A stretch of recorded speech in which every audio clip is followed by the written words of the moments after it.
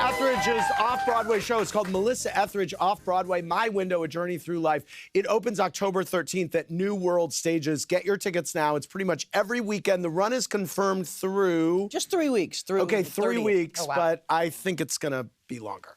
But don't bank on it. Rachel Maddow's podcast, Rachel Maddow Presents Ultra. New episodes drop weekly on Mondays. The first 2 episodes are available now. You can see the Rachel Maddow Show Mondays on MSNBC at 9. And of course, Men in Blazers have their second book out. It's called Gods of Soccer. We're doing a lot of lesbian talk tonight. Is Megan Rapinoe in the book? Yes, she is. Yes! Very We're good. very proud. 40 of the 100 soccer players in the book, 40 of them are women. That's very important to both of us. Wow, I thought you were going to say 14, and I was going to say, that doesn't sound as impressive as you're saying. But 40 is very impressive. Wow, amazing. There was almost a little riot. Yes, I know. I was a little worried about the ladies here. Yes. Wow, where is lesbian headquarters, Rachel? Oh, you I can't can tell you, but Right. yeah, Is it underground or? we can't. Right. Okay. That would give you a hint. Yes. Okay, let's go back to our fans. Brianna from Virginia has a question for Melissa. Hi, Melissa. Hey. What was one of the wildest things that's happened at one of your house parties during the 90s when you lived at the Chateau? You're starting to hear That's about kind those. of that's legendary. It's I feel like the becoming, parties that you used to throw. Yes, there was one where there was a hill behind us and there was a house up above, and Wesley Snipes was having a party up there. Okay. And we were having our party, and as sometimes it would happen, the clothing was removed, and their whole party just was like almost fell over the fence looking down at my party. Yeah. That's awesome. That's awesome. The clothing. Anna and Daniel from Maryland, what's your question for Rachel? Hi, Andy, Rachel, and Melissa. We are the Robinsons, no relation to Art Robinson, don't worry. you. The question is for Rachel. Okay, please don't, please don't. Rachel, which potential 2024 candidates for Congress or even at the state level do you have your eye on? Oh.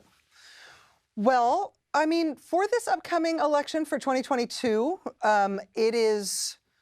there are a lot of people who are running for office who do not believe in running for office. People who don't believe that elections are the way that we should choose who is in power. So then how do you want us to pick you? Right. Like, if you don't think that having an election is how we decide who gets to be governor of Arizona or governor of Pennsylvania, then I'm not going to use the election process that you don't believe in to pick you. So that's it. There's a lot of those. Actually, a majority of Republican candidates this year. Seems like the 2 most important races are these 2 secretaries of state races that have Republican election deniers running who could potentially flip the next presidential election because that's decided by that job. Are those people winning in the polls, those 2 deniers? In some cases, there's a bunch of them, actually. Oh, there's more than 2. Yeah, really? like in Nevada, for example, the Republican candidate for Secretary of State says, had I been Secretary of State in 2020, I wouldn't have allowed us to certify the elections. I mean, Biden won by a lot in Nevada. Like, it wasn't close, but he was like, I wouldn't have let that happen. And he's ahead of the Democrat in Nevada right now. I'm assuming this is something we should be incredibly concerned about as we look at the future of democracy. Yeah, I mean, it's happening in Michigan, it's happening in Nevada, it's happening in a whole bunch of states. You can't have 2 major parties and have one of them not believe in elections. That's a recipe for the quick end of democracy. And democracy might not be everything, but it's better than all the other choices. Yeah. So it's a big deal this year. Voting in this election is really important. Wow.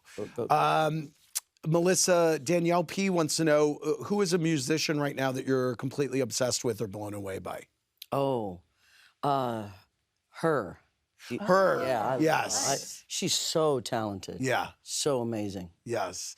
Do you think marriage equality is next? That yapster Marjorie Taylor Greene was yapping about it the other day.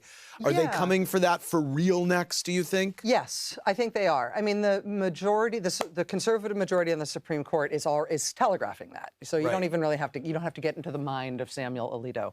You just have to look at what they've been writing. And it's the Obergefell decision, which is the marriage equality decision. They have set their sights on revisiting it, and they wouldn't do that unless they wanted to overturn it. I'm confused about the conventional wisdom surrounding people like Ron DeSantis or people who are very, very anti-abortion going against what are the polls of what the people want, which seems to be pro-choice and pro-gay marriage. So I guess will there be a referendum on that at the next election? It's interesting because right now, like you've got what Republicans are like, they want to privatize Medicare and Social Security. Everybody loves those things. They're anti-gay marriage. Everybody's okay with gay marriage. They're against Obamacare. Everybody's okay with Obamacare. They're against like union rights. Everybody likes union rights. All the stuff that they're campaigning on is really unpopular outside of their little world. And so they're trying to lock up the support from their right-wing base. But then they have to carry that message to the rest of the country. And if you want to run on unpopular causes, you have to, run against elections. You have to say that I ought to be in power even if I don't win. And that's the tension there, being against democracy and taking anti-popular opinion stances on things. Those things go together. Sorry. Melissa, back to music for a sec. Okay. You have collaborated with everyone. I mean, Springsteen, on and on and on and on. Is there any person that you're like, that's my golden egg right now? That's the person that I still haven't done a duet with or gotten on stage with that I'm dying to? I'd say there's two. Okay. One is Steven Tyler of Aerosmith. I've always wanted to scream and holler with him. And the other would be Adele. Yeah. I'd really love to sing something that would with her. be I'd love to amazing. just, Do you ever write songs for other artists? Like, would you ever write something and send it to Adele and say, I see you doing this? I wouldn't do that, but if they said, hey, would you write something for me, I would. Got it. Yeah. And do they seek you out do artists seek you out to? No. But you're open for business. Yeah. Wow. Note to the world. Yes. She just invite her to do that. Yes, I would exactly. Love to see that. Yeah. Rachel, I think you should send a memo out at lesbian headquarters. That's a good idea. Let I'd them post know. it on the cork board. Yes, put it on the corkboard. Let Brandy Carlisle know. everybody, yes, we'll- I want to thank Melissa and Rachel and the Men in Blazers. Everybody got the Men in Blazers book. It's perfect for the holidays. For more, click around BravoTV.com. Good night, everybody.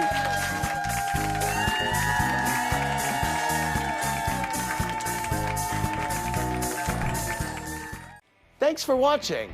Watch more clips here and subscribe to our channel here. See ya.